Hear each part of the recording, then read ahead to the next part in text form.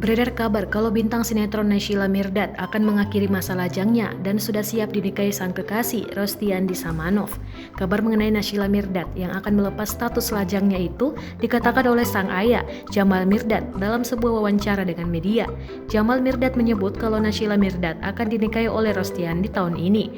Namun, kabar pernikahan wanita yang akrab disapa Nay itu belum diketahui oleh sang bunda Lydia Kandou. Lydia mengatakan bahwa beberapa hari lalu memang Nay berkumpul dengan saudara kandungnya dan sang ayah untuk merayakan ulang tahun Jamal Mirdad. Lydia menilai bahwa pernyataan Rostiandi tersebut dianggapnya hanya sebuah keseriusan awal untuk meyakini hati keluarga dari Nay.